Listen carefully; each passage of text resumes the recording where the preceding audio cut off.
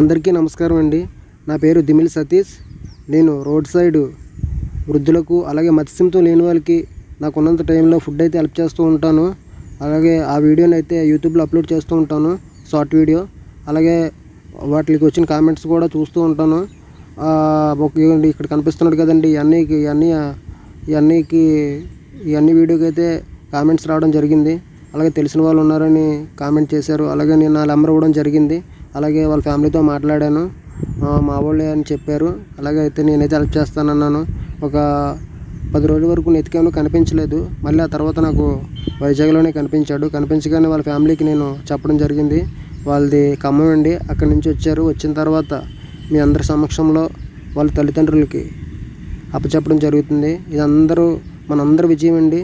ఎందుకంటే మీరు ఆ వీడియోకి లైక్ చేసి కామెంట్ చేయడం వల్ల, ఆ వీడియోకి బూస్టింగ్ ఇవ్వడం వల్ల వాళ్ళ ఫ్యామిలీ వరకు అలాగే వాళ్ళ ఫ్రెండ్స్ వరకు వెళ్ళింది.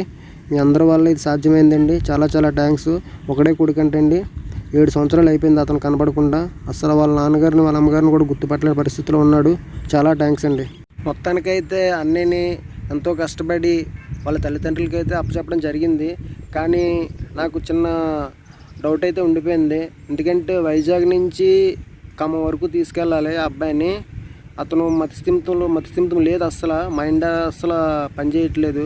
వాళ్ళ అమ్మా నాన్న కూడా గుర్తుపట్టలేదు. ఎందుకంటే అతను ఇంటి నుంచి వెళ్ళిపోయి 7 సంవత్సరాలు అయిపోయింది. 7 సంవత్సరాల నుంచి కూడా అతను చాలా ఇబ్బందులు పడ్డాడు. అతని మైండ్ అయితే ఫుల్గా పాడైపోయింది. అస్సలు ఎవరిని గుర్తుపట్టట్లేదు.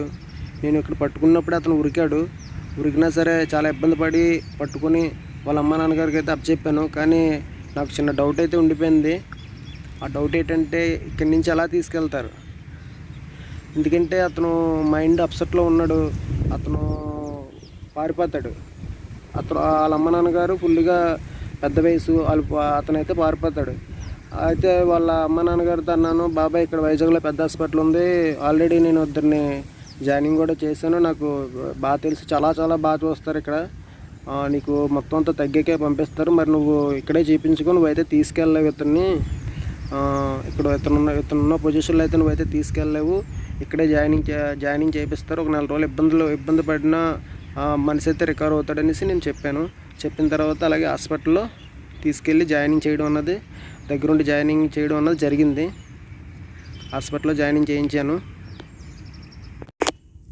అండ్ హాస్పిటల్కి అయితే తీసుకెళ్ళాను.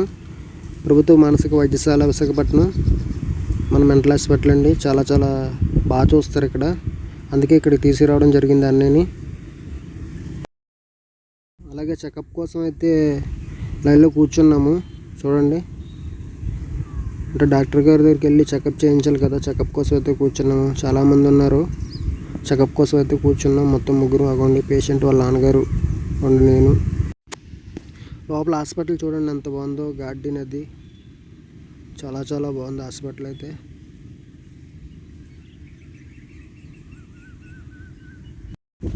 ఇది లోపల సైడ్ అండి, చూడండి దత్తాత్రేయుడు ఆలయం. అలాగే మొత్తం లోపల చుట్టూరు వార్డ్స్ అయితే ఉంటాయి. అలాగే చెకప్ అయితే అయిపోయింది, జాయినింగ్ కూడా చేసాము.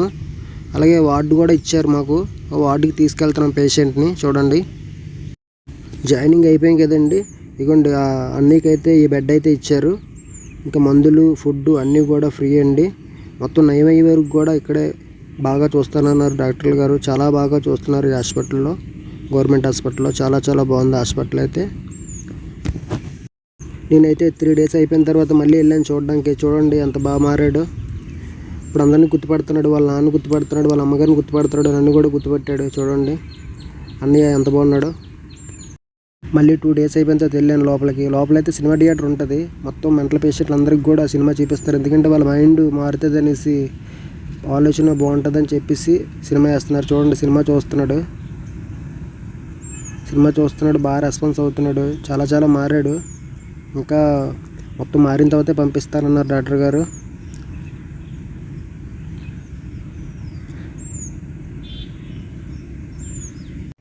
మొత్తానికైతే బాబాయ్కి అలాగే అమ్మకి మోహన్ అన్నయ్యనైతే అప్పచెప్పడం జరిగింది. అలాగే హాస్పిటల్లో కూడా చూపించాను, మంచిగా చూస్తున్నారు లోపల డాక్టర్ గారు కూడా.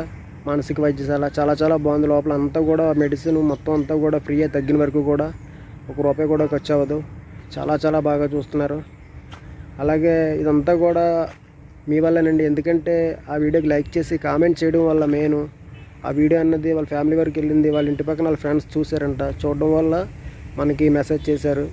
చేయడం వల్ల మనం ఇతన్ని అన్నీనైతే మనం సేవ్ చేసి వాళ్ళ ఫ్యామిలీకి అప్పచెప్పడం జరిగింది.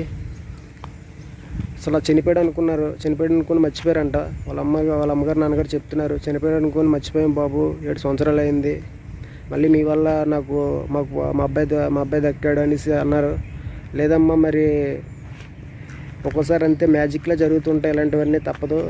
ఈసారి నుంచి చాలా బాగా చూసుకోండి, మెడిసిన్ అవి చాలా చాలా జాగ్రత్తగా వేయండి అనేసి నేనైతే చెప్పాను. ఇంకేం పర్వాలేదు, బాధపడద్దు, అయిపోయిన దాని గురించి, గతం గురించి ఇంకా బాధపడొద్దు, అయిపోయింది. ఇప్పటి నుంచి అన్న బాగా చూసుకోండి, మెడిసిన్ అయితే చాలా జాగ్రత్తగా వేయండి అని నేనైతే చెప్పాను. ఇంకా వాళ్ళకి మనకి బాధ్యత అయితే తీరిపోయింది. ఇంకా ఫోన్ చేస్తే నేనైతే ఫోన్ చేస్తున్నాను, ఎలా ఉంది ఏంటని. అప్పుడప్పుడు కూడా వెళ్తున్నాను.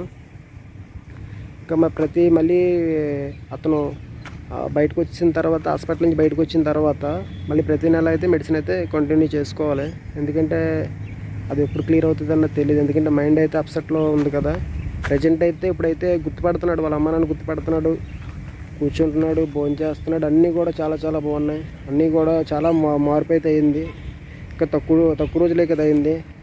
ఇంకొక 2-3 నెలలు అయితే మెడిసిన్ అయితే వాడితే మొత్తం అంతా క్లియర్ అయిపోద్ది. అందరికీ కూడా చాలా చాలా థ్యాంక్స్ అండి. అందరికీ కూడా బాయ్.